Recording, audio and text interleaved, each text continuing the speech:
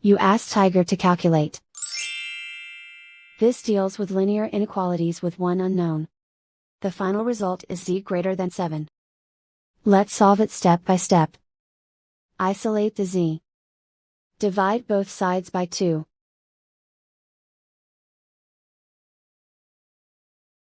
Simplify the fraction.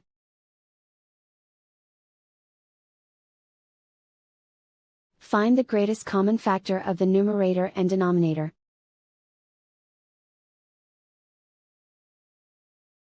Factor out and cancel the greatest common factor.